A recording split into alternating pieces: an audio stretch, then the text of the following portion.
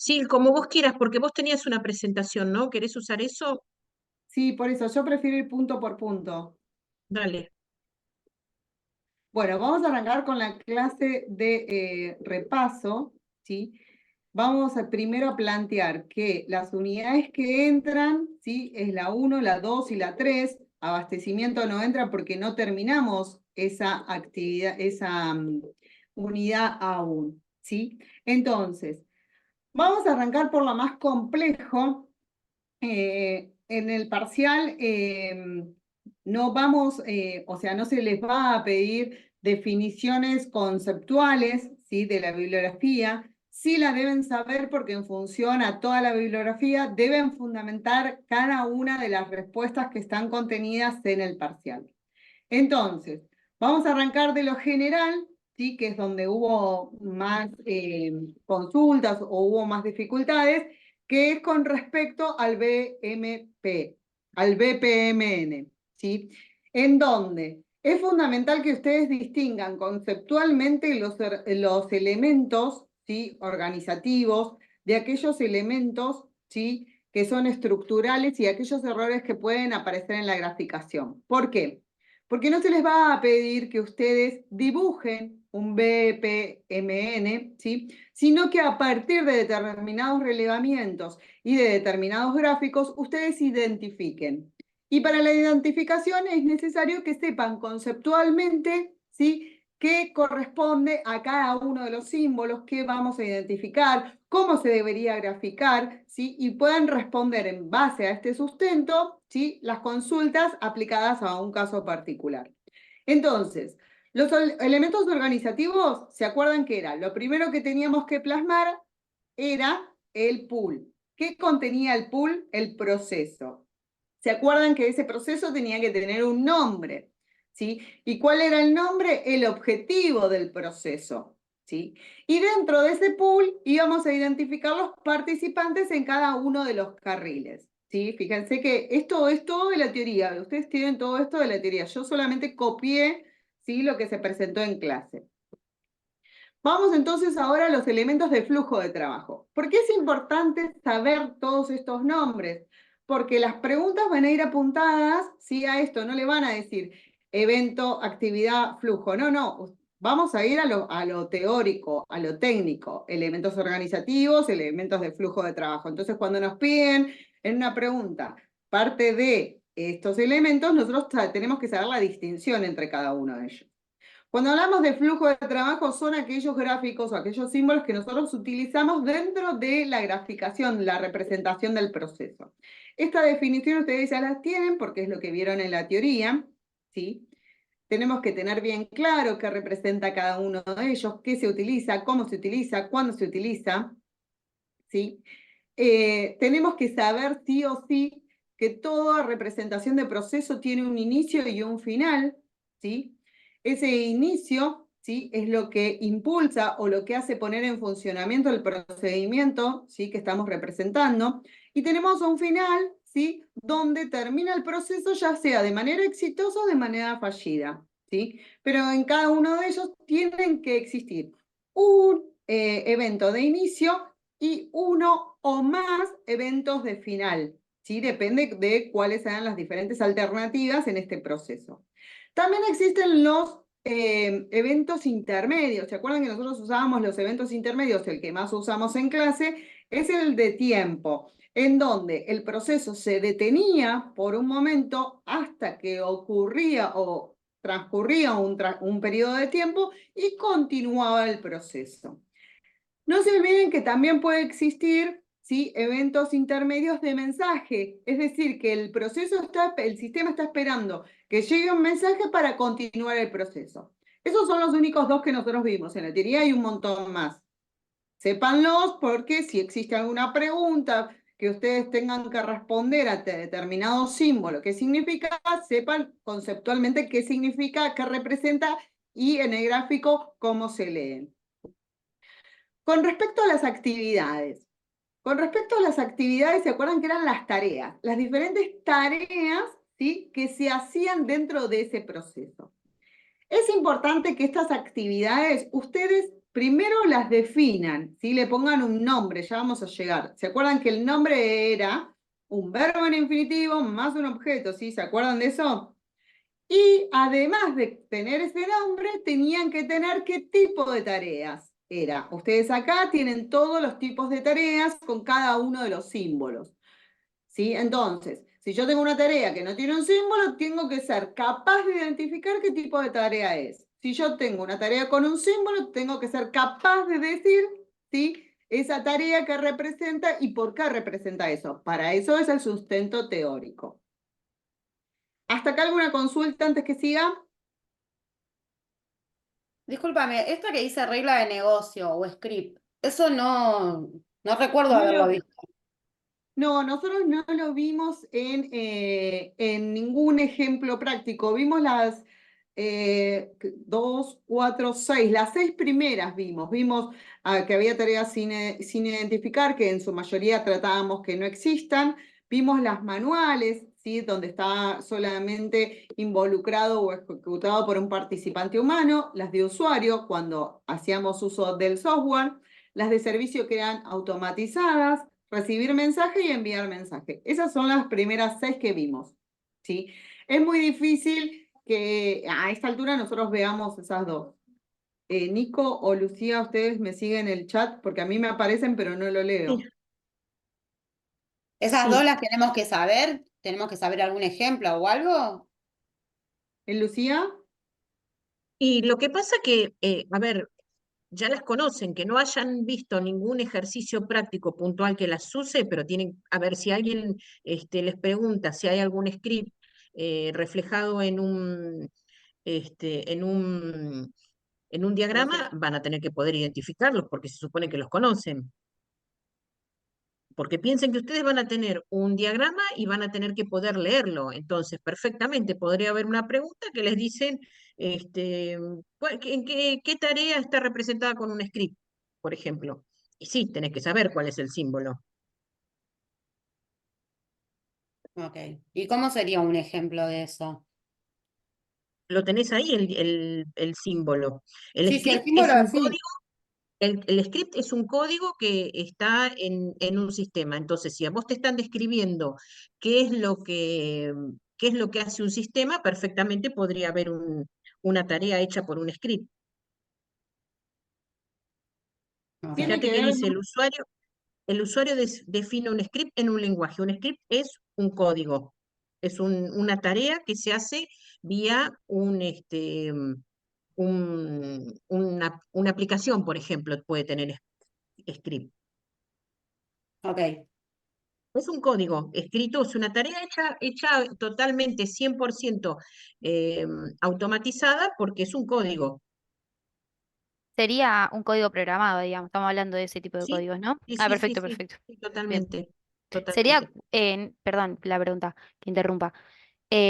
¿Podría ser cualquier cosa que esté automatizada, un script? Porque digo, si es 100% un... 100% automatizado está un script, sí. Perfecto, está bien. Se ejecuta un script, un relevamiento te podría decir, se ejecuta un script, o se te podría decir, se ejecuta un código almacenado o un programa en el que el usuario no tiene participación. Bien, podría ser también una actualización o cosas así. Exacto, sí, Perfecto. sí, sí. O una tarea que haga el sistema sin que el usuario tenga que hacer nada. bien, Se ejecuta. continúo. Bien, también tenía, una vez que sabíamos los de las tareas y demás, seguimos con los elementos de flujo de trabajo y en este caso hablamos del flujo, ¿sí? De trabajo. Estos flujos había 3 tipos, ¿sí? El primero, que era el flujo de secuencia, era aquel que unía las diferentes tareas dentro, ¿sí? De la representación. Y era una línea completa. Después teníamos la línea con guiones, ¿sí? Que eran aquellos que eran los flujos de mensaje. Generalmente nosotros lo vimos cuando conectábamos 2 pools diferentes, ¿sí? Generalmente era el usuario, el cliente con el sistema, sí que estábamos relevando.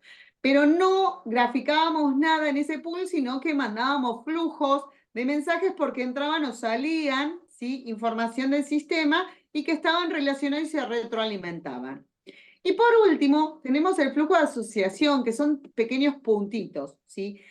¿Cuándo usamos este flujo? ¿Se acuerdan cuando nosotros identificábamos en una tarea, ¿sí? Los objetos especiales, por ejemplo, los documentos, cuando hacíamos una aclaración, por ejemplo, si debía cargar los datos, hacíamos una aclaración, qué datos tenía que ingresar el usuario, ¿sí? ¿Se acuerdan de eso?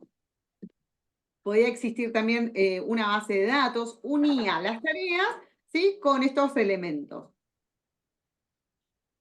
Entonces, a tener presente cómo están graficados los flujos. Ese es, por ejemplo, cuando decía hacer orden de compra y salía ese flujo con el formulario. Claro, es el de puntitos. Sí, ok. El de guiones para asociar dos pools y el completo para toda la representación dentro del sistema. El que une tareas con compuertas, tareas con eventos. ¿Sí? Bien. Ahora vamos a los elementos de comportamiento especial, que nosotros generalmente vimos, ¿sí? Los dos eventos con sobrecito que eran los de mensajes o el temporizador. El resto no los vimos en la práctica, sépanlos por las dudas que aparezca graficado en algún otro, para que ustedes sepan identificar qué representa, ¿sí? Si nos pide... defina qué significa una tarea con una N redondeada, con un evento redondeado, nosotros ahí tenemos que saber que es un error, ¿sí? Entonces tenemos que poner. Y siempre que identifiquen o definan, den el ejemplo particular, ¿sí? Del relevamiento que están trabajando, ¿sí? Entonces, vamos a suponer, si es el de servicio mecánico, y me aparece una tarea con la flechita para atrás que es repetición. Entonces yo voy a decir, esta tarea se repite varias veces, dado que en el servicio mecánico tiene que hacer 3 veces el servicio. Por ejemplo, estoy inventando, ¿sí? Fíjense que definimos la tarea y decimos cómo se hace dentro del relevamiento. Así con todo. Bien, y después tenemos los comportamientos especiales, que son los objetos, que es lo que recién me preguntaron, que teníamos el documento, un mensaje o una base de datos también podía tener. Bien, vamos a tener en cuenta y vamos a ver qué errores no deben cometerse en la graficación. El primero es muy sencillo, miren el gráfico.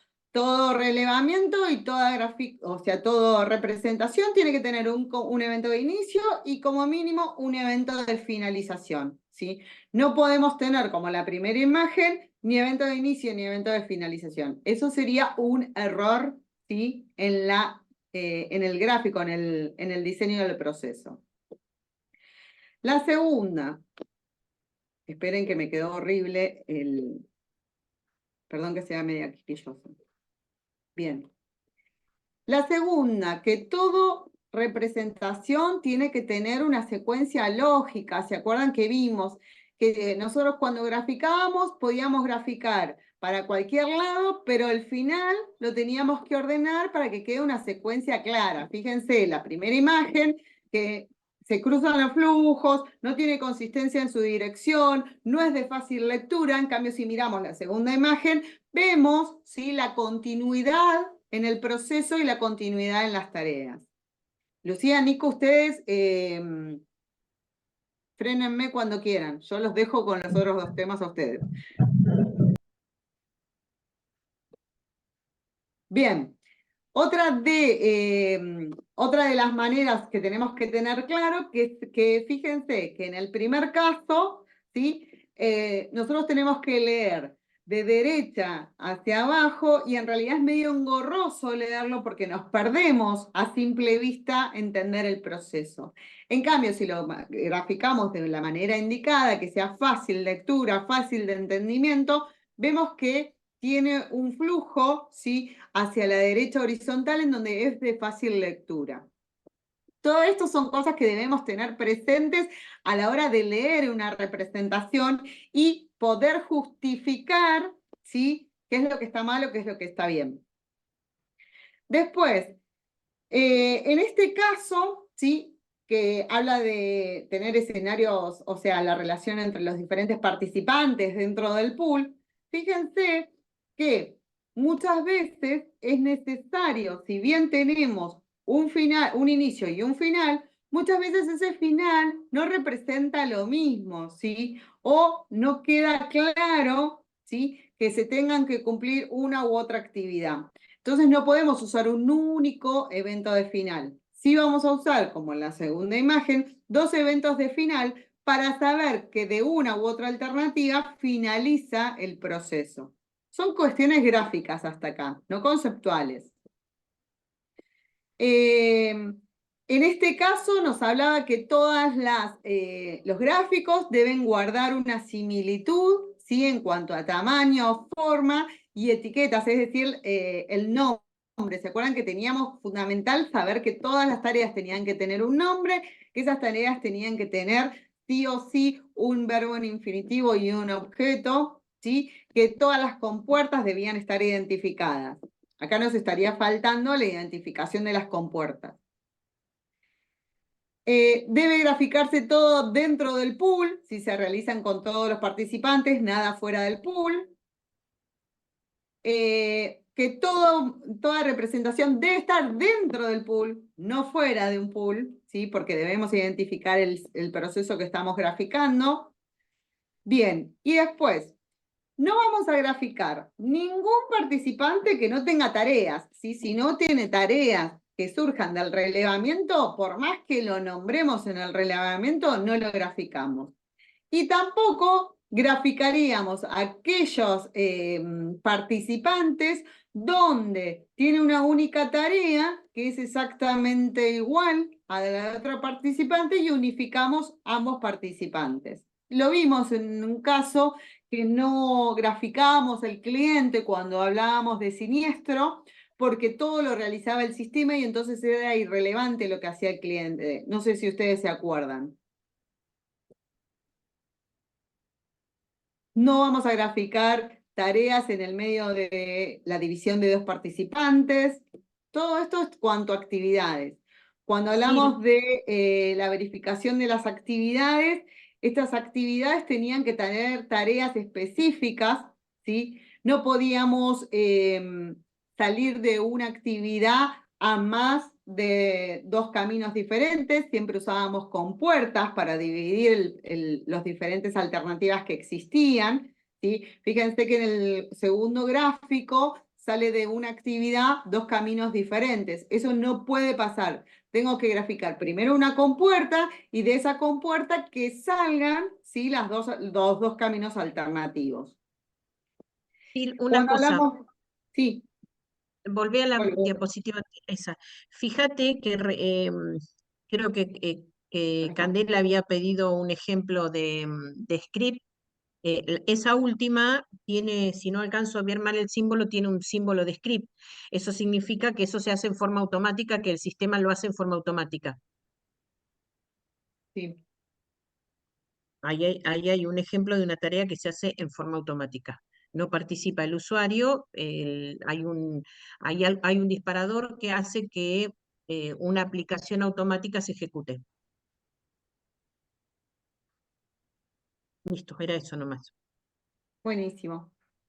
Bien, en cuanto a las compuertas, ¿sí? ¿Se acuerdan que cuando utilizábamos una compuerta, generalmente que abríamos caminos paralelos, no hablamos de las excluyentes, sino de la incluyente? ¿Se acuerdan de las paralelas? Tenían diferentes alternativas que podía seguir diferentes tareas, que esas tareas no dependían una de otra y que esas tareas podían hacerse concomitantemente, ¿sí? Las tengo que unir, no puedo unir una compuerta paralela, ¿sí?, y unir todas las actividades. Necesito graficar la compuerta paralela, es decir, que se hicieron cualquiera de estos 3 caminos para continuar, ¿sí?, con el proceso.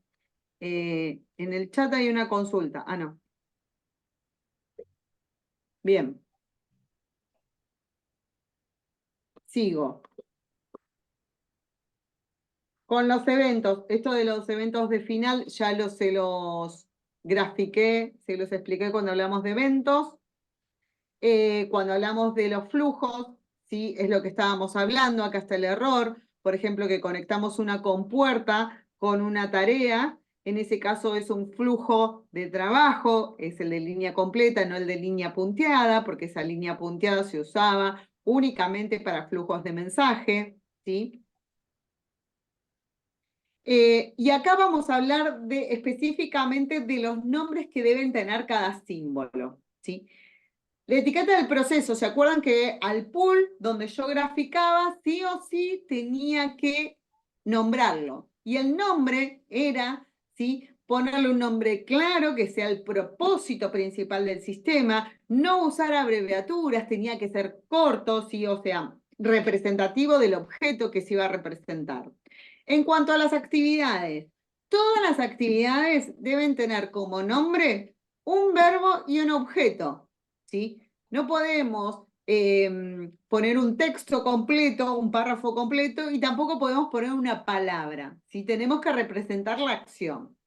En cuanto a los eventos, los primeros de inicio y fin, nosotros en clase, ¿sí? Nos gusta, ¿sí? Por así decirlo, que tengan nombre, que identifiquemos cuál es el evento que impulsa, que pone en marcha el proceso, y al final, cómo termina ese proceso, ¿sí? Y en cuanto a las compuertas, ¿sí? Que representan decisiones dentro del BPMN, tenían que tener también nombre identificado, que era un verbo, un objeto y un signo de interrogación. Y cada una de las ramas en las cuales se dividía esa compuerta, en el caso de ser excluyente, ¿sí? Era el sí o el no, y en caso de ser paralela, era la actividad que iban a representar. ¿Hasta acá alguna duda? Profesora, ¿la clase está siendo grabada? No. Mm. Bien, continúo. Bueno, no, esto son consejos y hasta acá sí tendríamos todo lo que es representación de BPMN. Ahora los escuchamos a ustedes con respecto a alguna duda, algo que no tengan claro.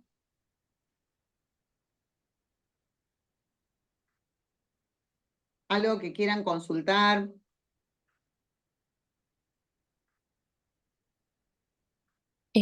Hola, buenas tardes. Hola, A mí me quedó Micaela. una duda en el tema de control interno, la parte del tema de COVID. No me quedó claro cómo implementarlo a un caso o un ejercicio. Ahora vamos con control interno, que es la siguiente Bien, unidad, o el perdón. segundo punto que vamos a tratar. Con Bien, respecto bien. a representación, nadie tiene ninguna duda, todos pueden diferenciar, todos estamos preparados para el viernes a saber responder cualquier pregunta que nos den de BPMN.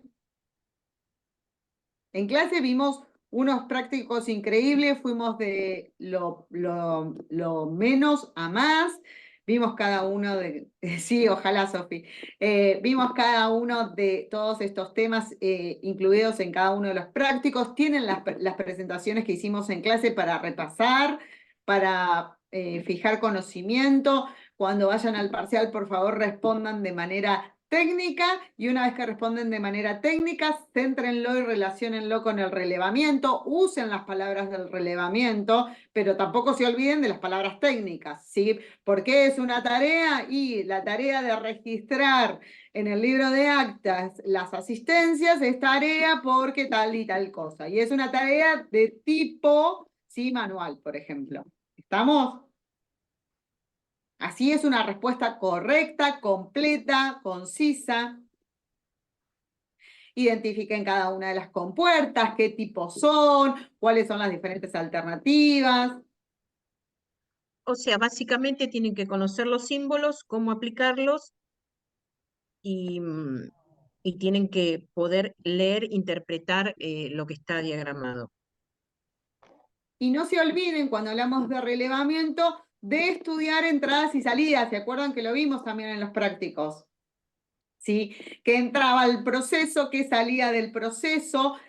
Si son más audaces, podemos decir que qué salidas existen en el proceso presente y cuál es su destinatario, o podemos poner como ejemplo para agregar, no para respuesta, para agregar qué otro tipo de salidas podrían existir y cuál sería el destinatario. Lo Y el fundamental tipo, es, perdón, y lo el fundamental es tipo que, de...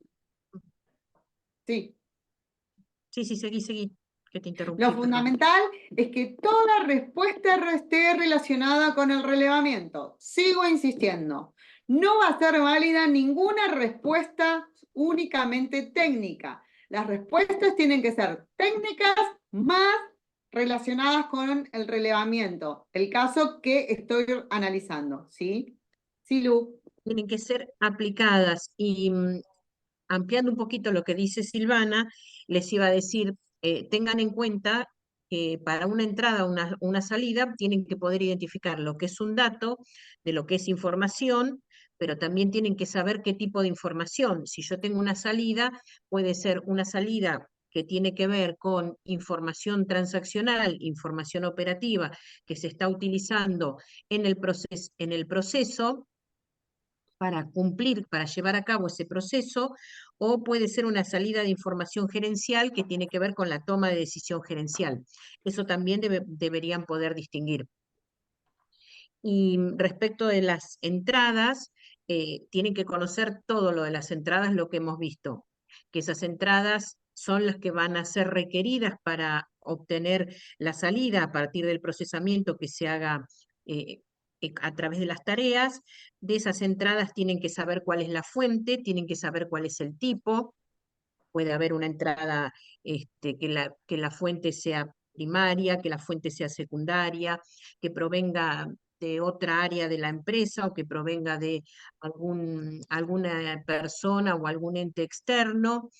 ¿Qué más pueden tener que saber ahí? Los controles de entrada que pueden producirse, si hay controles de entrada, este, bueno, lo mismo de la salida. También en la salida pueden tener controles en la salida, tienen que saber quién es el destinatario.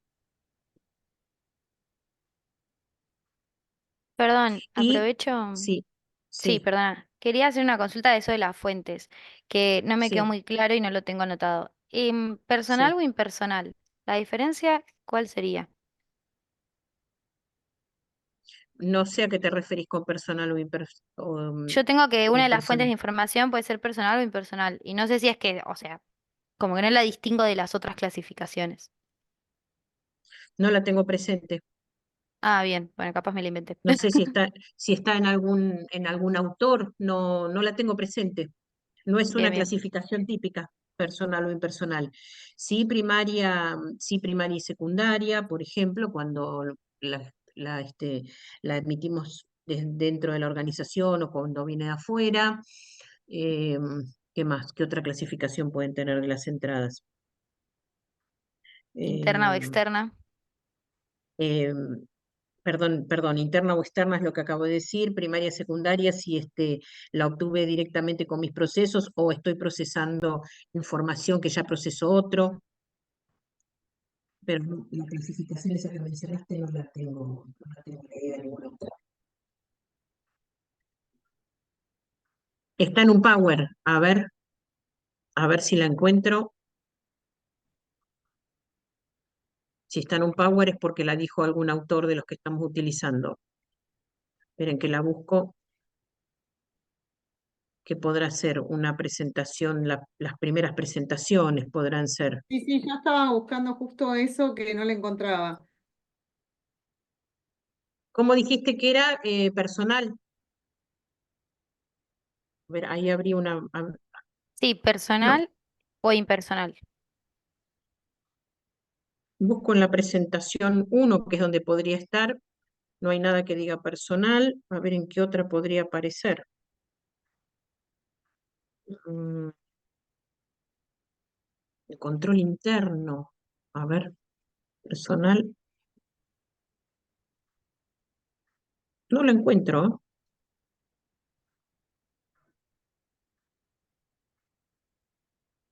Acá hay algo que me pareció personal. A ver, ¿qué es? No, Ley de Protección de Datos Personales. ¿Tenés para compartir? Está en la segunda presentación de la unidad 1, están poniendo los chicos, en necesidad de Segunda información. presentación de la unidad 1. Espera que ver si la tengo. Es una diapositiva, unidad 1. En la 2, no la tengo bajada a mi máquina, tengo que entrar al campus. Espera que, No, eso ya, para que ahora la descargo y la comparto si querés. dale, porque no la tengo bajada. Ya la descargo y ya la comparto. Y vemos a ver lo que dice el autor, de qué autor está hablando. Claro.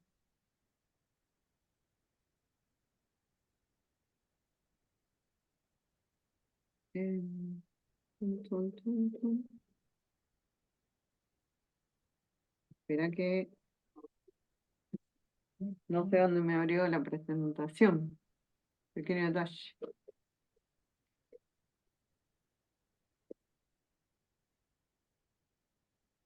Es de la unidad 1. No, sí, pero la máquina me la guardó Igual porque estoy la... buscando, sí. No, estoy buscando para ver qué autor pudo haber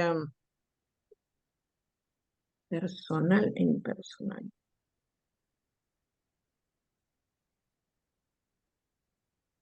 Ahí voy, que ya pude. Que la presentación no. ¿En qué diapositiva está, chicos? Conocimiento, costos, características de la información, datos, recuperación, información. ¿Esta será? A ver No. si hay Está figura. un poco más adelante, creo. Más adelante, necesidad de información. Ahí, Fuentes, acá. sí, Acá. ahí. Las que están relacionadas con el entorno. ¿Qué autor habrá hablado de eso? Impersonal, a ver si está como impersonal. No tengo.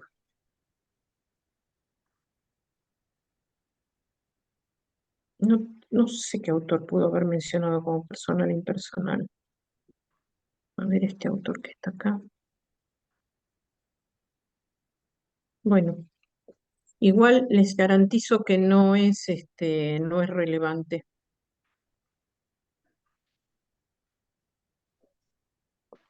Perfecto, gracias.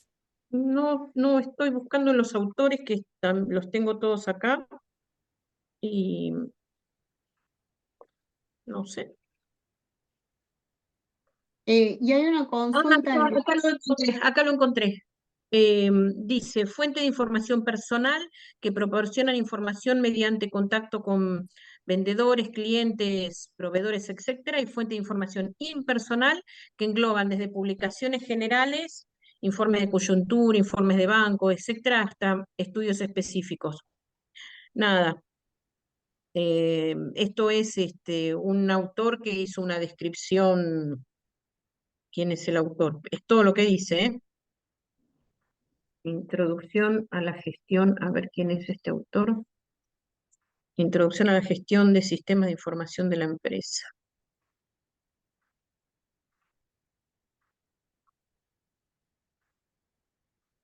Habla de información relativa al entorno y pueden tener información personal,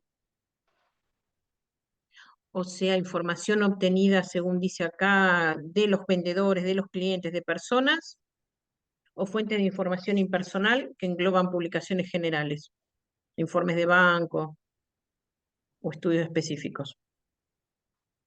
Nada, es una clasificación muy laxa,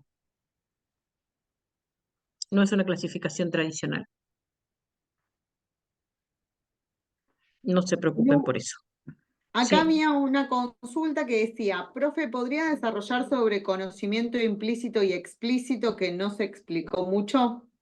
sí, cómo no. El conocimiento eh, implícito es el que no está reflejado en ningún lugar, mientras que el conocimiento explícito es el que ya fue, y de hecho se acerca mucho a la información, que ya fue reflejado en algo. Por ejemplo, el conocimiento implícito es el que tiene una persona con un know-how sobre lo que está haciendo. Eh, Tenemos, por ejemplo, un jefe de compras que está desarrollando su actividad desde hace 30 años y que sabe que el año que hay elecciones va a haber más demanda o menos demanda de algún producto. Eso es un conocimiento implícito. No, es muy difícil de volcar, es muy difícil de explicar por qué lo sabe, tiene que ver con la experiencia, tiene que ver incluso a veces eh, con la intuición. Eso es el conocimiento implícito. Ahora, si esa misma información respecto de lo que va a pasar este año porque hay elecciones en tal mes, si eso está volcado a un sistema informático, a un sistema que puede hacer minería de datos o que puede eh, tener un sistema experto que imita el razonamiento humano, a lo mejor ya está explicitado.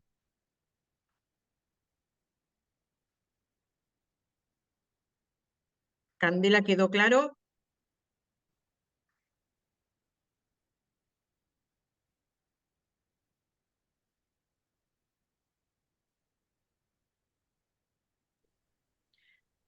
Sí, dice que sí, muchas gracias. Bien. ¿Alguna consulta más sobre BPMN, la primera unidad, entradas y salidas?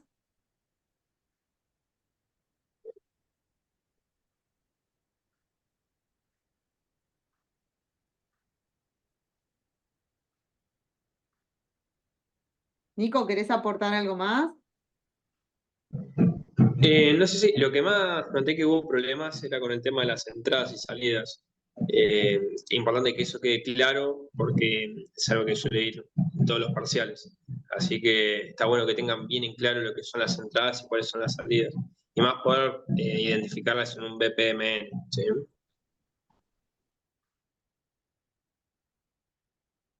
Sí, es un tema crítico ese, es muy importante. No es muy complejo, no es algo que tenga una complejidad muy elevada, pero sí es súper importante poder identificarlo.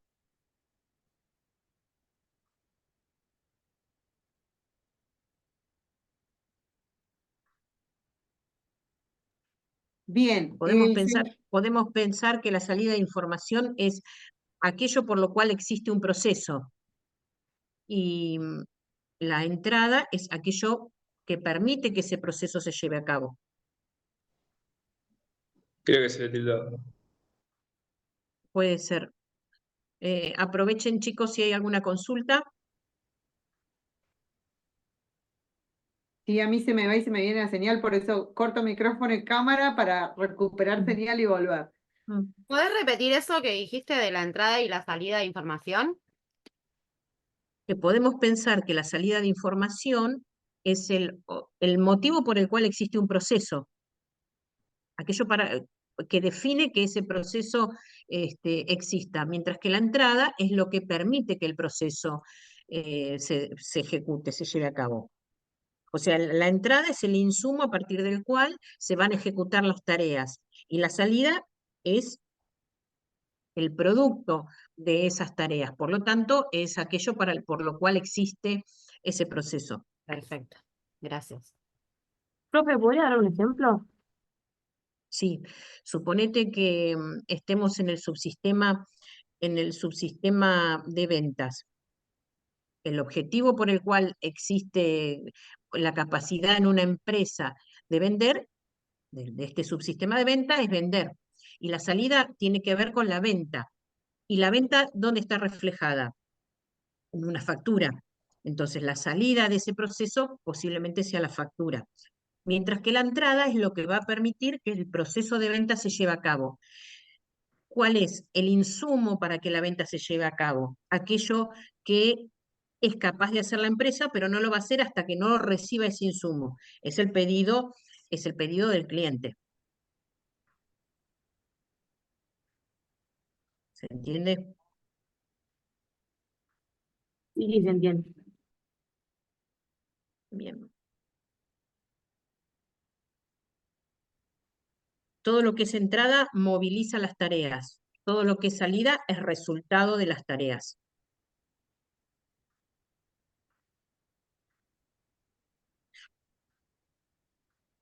Hay una Em, consulta, identificar control interno en un BPMN. Entiendo que la segregación de tareas podemos darnos cuenta por los carriles de poliactividades, pero el control de arriba hacia abajo serán las autorizaciones. El BPM Seguramente, te va a reflejar, sí, digamos, vamos a tener un texto por ahí en el que nos vayan claro, diciendo. Ok. exacto, exacto, exacto. El texto, eh, porque para saber si es de arriba hacia abajo tenés que tener un poquito más de información en relación a quién es jefe de quién. ¿Mm? Este, en el caso de la segregación de funciones, lo que tenés que ver es quiénes realizan las tareas y que efectivamente pueda existir ese control que ocurre con la segregación de funciones, que es por oposición de intereses. Entonces, Perdón, puede estar explicado en el relevamiento o puede ser obvio, ¿no? perdón, ¿podrías Digo, repetir? ¿qué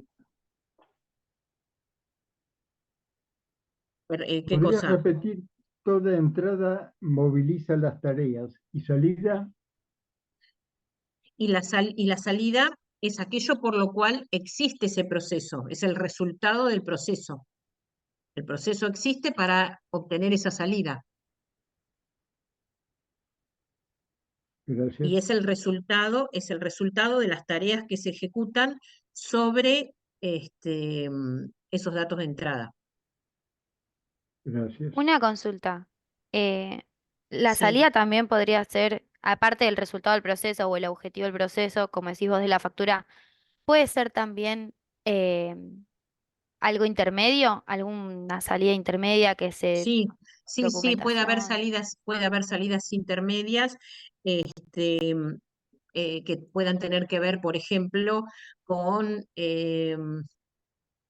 no sé, una tarea que no sea, a ver, la salida siempre es lo mismo, lo que pasa que en un proceso vos podés tener tareas intermedias. Para esa tarea puntual, esa salida intermedia del proceso va a ser lo que refleja a esa tarea. A ver, creo que lo dije muy complicado. Si tomo un proceso, el resultado final del proceso es aquello para lo cual existe el proceso. Si voy a un resultado intermedio, ese resultado intermedio corresponde a una tarea y para esa tarea eh, aplica el mismo concepto, pero es una tarea dentro del proceso, por eso es algo intermedio. Bien, gracias.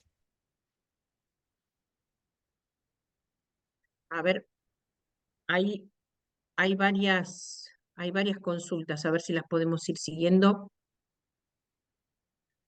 Eh, bueno, habíamos dicho lo de si nos damos cuenta del control interno en BPM, eh, es- para terminar de redondear esa idea, efectivamente hay un relevamiento, ese relevamiento nos tira más información, nos da más pistas respecto del cumplimiento de la segregación de tareas o de si el control es de arriba hacia abajo, pero también el conocimiento que tienen que tener ustedes respecto a lo que están pasando en las áreas, ¿no? Porque no tengo ningún texto, pero veo que alguien está recibiendo la mercadería y otra persona está cobrando y me voy a dar cuenta, aunque no tenga un texto, de que hay un control por oposición de intereses, por lo tanto hay segregación de tareas. Así que ese conocimiento de, este, de- del proceso lo que ustedes ya conocen porque lo hemos ido hablando, les va a permitir, aunque no figure expresamente en el relevamiento, poder detectar que se esté cumpliendo. En cambio, por más que no tenga un relevamiento, si veo que hay una persona que es la única que interviene en todas las tareas de un proceso, evidentemente ahí no tengo segregación de funciones. La siguiente consulta dice, cuando habla de subsistemas están relacionados al sistema, ¿a qué se refiere con subsistema?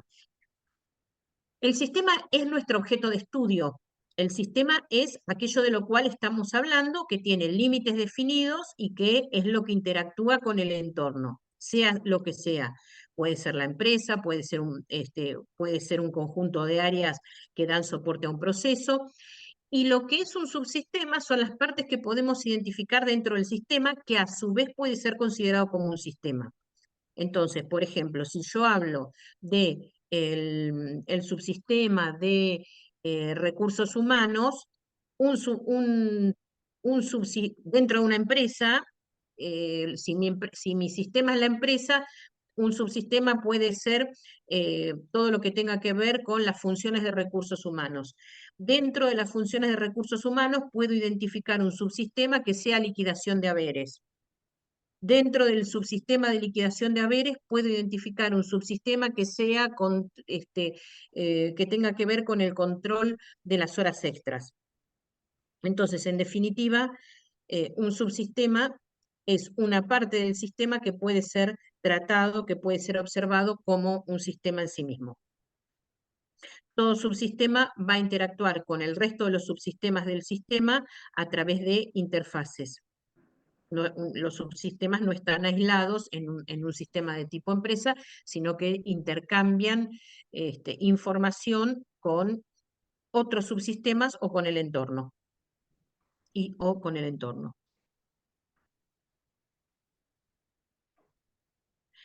Se confunde categorías de sistemas con subsistemas.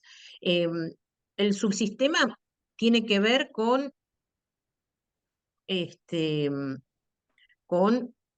las partes de un sistema, no con los elementos que lo componen, sino con las partes del sistema que puedo verlas como sistemas en sí mismos.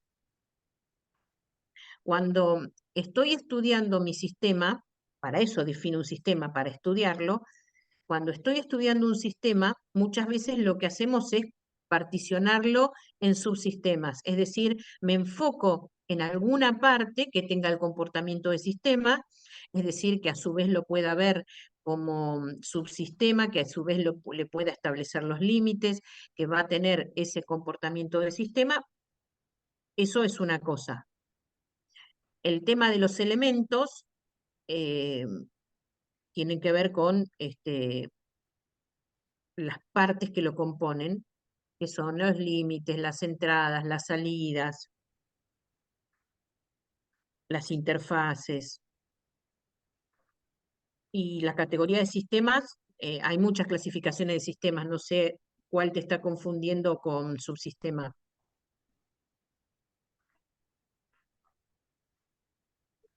Te leo la siguiente pregunta. Sí, ¿Una salida intermedia podría ser un informe que tenga que hacer un área para después relevarlo a otro área y así termina el proceso? un informe podría ser una salida intermedia, pero para una tarea es su salida. A eso me refería hoy cuando les decía que en realidad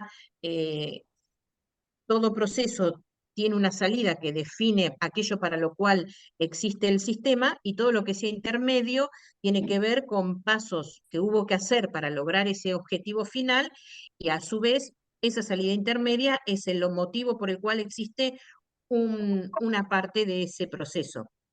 En este caso, una salida intermedia, que es un informe, es el resultado, es la salida de la tarea realizar informe.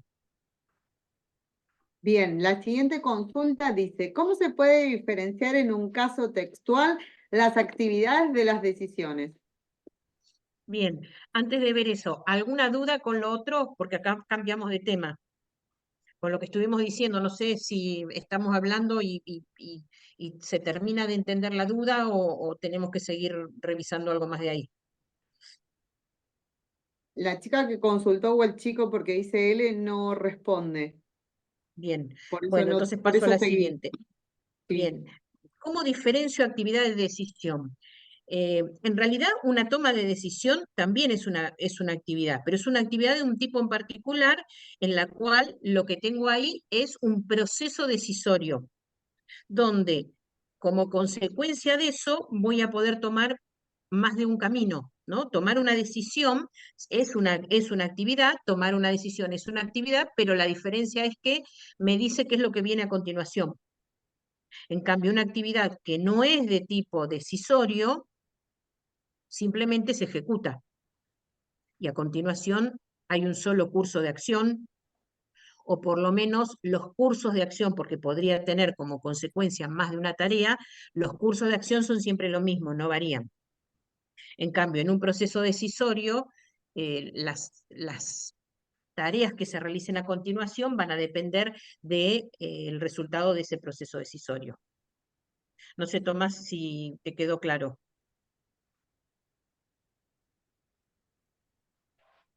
Si tuviera que avenirme a el texto puntual, en general las decisiones están vinculadas a un sí. Si pasa tal cosa, en caso de que pase tal cosa, o en caso de que, o sea, es una expresión que te permite, elegir distintos caminos. Vendría a ser el proceso decisorio. Tomás dice que sí, muchas gracias. Bien. Martina consulta, profe, el principio desde arriba hacia abajo. No me queda muy claro cómo identificarlo en un caso.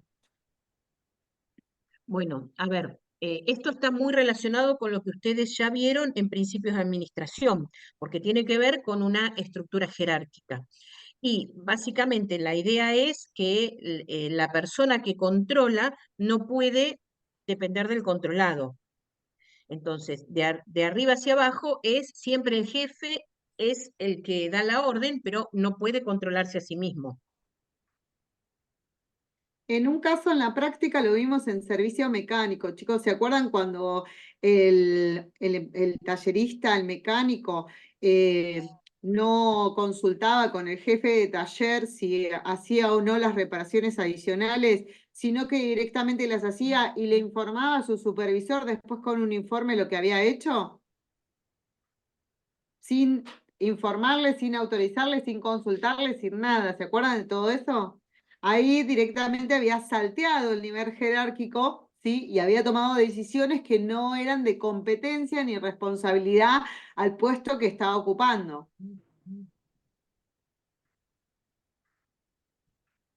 Muchas veces se nota que no se cumple el principio de arriba hacia abajo con las áreas, porque esto pasa en las empresas, por eso lo menciono, las áreas que tienen que ver con el control de calidad, por ejemplo.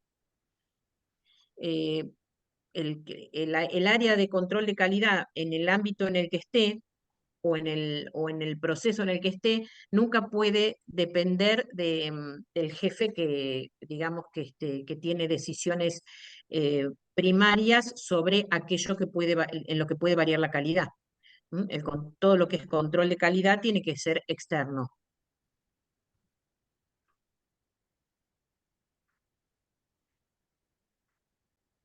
Bien, supongo que Martina lo habrá entendido, no tenemos respuesta aún. Bien, sí, ahí Bueno, está. sí, gracias, Pone. Bueno, entonces, con respecto a control interno, lo más importante es diferenciar, ¿se acuerdan? Las actividades de los principios relevantes. Los principios relevantes, ¿se acuerdan que trabajamos sobre dos? Separación de funciones y control de arriba hacia abajo. Tenemos que saber qué se entiende por cada uno de estos principios, cómo identificarlos en una representación, ¿sí? Y también tenemos que distinguir los controles de las actividades. ¿Se acuerdan que las actividades de control interno, sí, específicamente hacían parte a los principios, sí, los generales, si no teníamos las específicas que eran las de COVID? ¿Que cuál era lo fundamental y anterior para analizarlas? ¿Qué teníamos que analizar antes de ver si estaban presentes o no las actividades de control interno de COVID? Si el proceso era...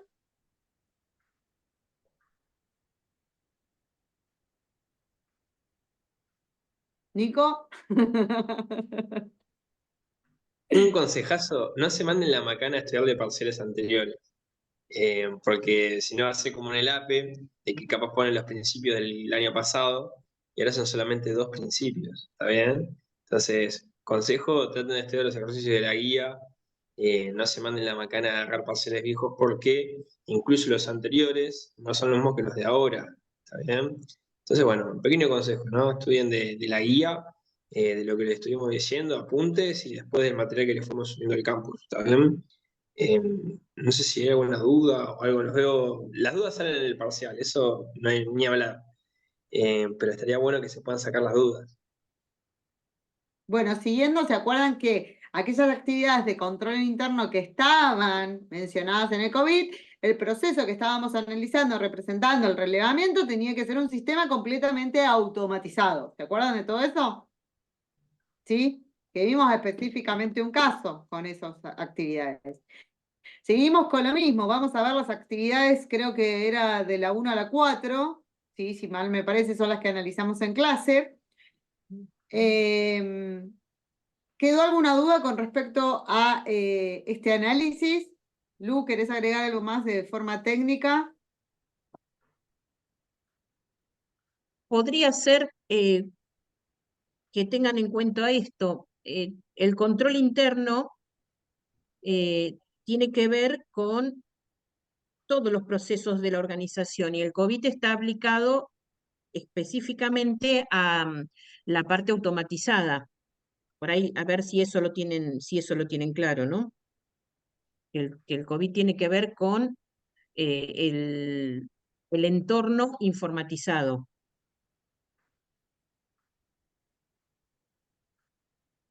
Para que haya actividades de control de proceso, no, es eso justamente, no.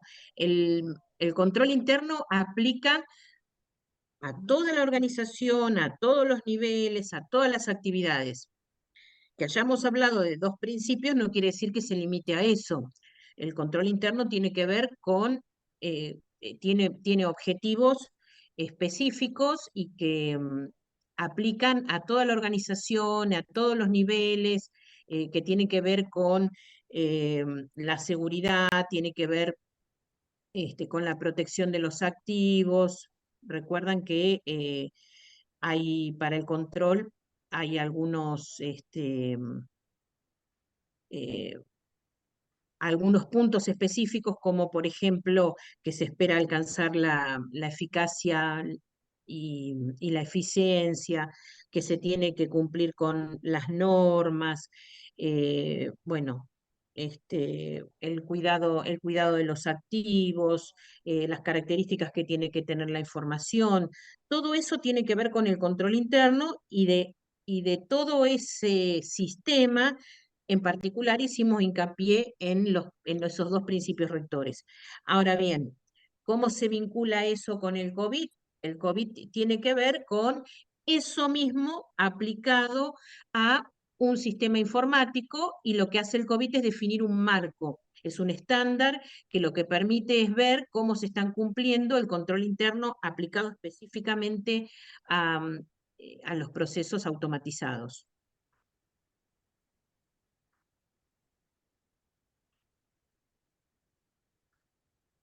El COVID Bien, tiene que ver con todo lo que esté automatizado, sí. otra cosa, Em, profe, nos van a pedir mm, identificar los sistemas de información MIS, ACE, DSS. y, a ver, tienen que por lo menos saber que no es lo mismo, y ahí te faltan los sistemas transaccionales. No es lo Sí, mismo si tengo si estoy en la parte inferior de la pirámide, donde tengo un proceso, se están ejecutando los procesos y tengo la información transaccional y por lo tanto un sistema de información transaccional, que si estoy en los mandos medios, donde empiezo a generar otro tipo de información que tiene que ver con la información de resumen, con la información en las decisiones a corto plazo o mediano plazo y que entonces este, voy a necesitar otro tipo de datos o empiezo a generar conocimiento que si me voy a la parte superior de la pirámide y entonces necesito un sistema que me permita gestionar decisiones estratégicas. Como mínimo tienen que poder identificar qué tipo de información les va a dar cada sistema. Gastón dice, bien, quedó claro.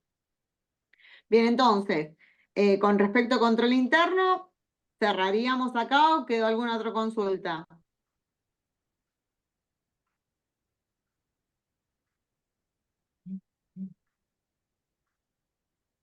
Bueno, vamos a la siguiente unidad que era seguridad, ¿sí? Ahí había una consulta, ¿no? Al principio. Sí, la estaba buscando en el chat, pero como... Acá. Cuando hablamos de tipo de delito informático, ¿se refiere a tipo de malware? No sé si se pronuncia así, perdón. Mm, mm. No, no, un delito informático, un tipo de delito informático ocurre lo mismo que con un delito que no informático. De hecho, muchas veces se igualan, ¿no? Eh, Puede tener un nombre específico, como en vez de acoso, ciberacoso, por ejemplo. Podemos tener estafa o ciberestafa, digamos, pero tiene su correlato en la vida no informatizada. Eso es una cosa, el tipo de delito tiene que ver con las características del daño que se le está causando a la persona que se está afectando. Mientras que los malware son tipos de software. Puede haber un correlato entre el tipo de malware y el tipo de delito, y puede haberlo, pero no, son dos cosas completamente distintas. ¿Alguna duda más sobre tipo de delito?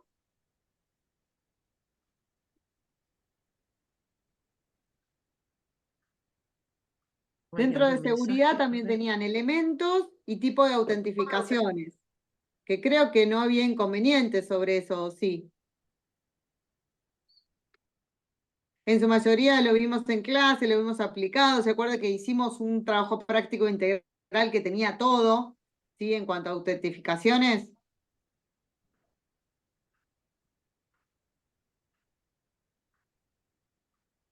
La autentificación tiene que ver con la seguridad, tiene que ver con que la persona que va a acceder a un recurso sea la que dice ser o la que se espera que sea y no otra persona. También tiene que ver con lo que puede hacer la persona sobre eso a lo que va a tener acceso. Si puede leer, si puede cambiar, si puede borrar, etcétera. Mientras que vinculado con esto también está la protección. La protección implica que lo que está siga estando. Entonces, la protección tiene que ver con los elementos físicos, los elementos externos, los elementos de la naturaleza. Digo, protección contra un incendio, protección contra un problema eléctrico, pero también la protección contra la mala voluntad de las personas, es decir, contra los delitos, por ejemplo, o los errores humanos.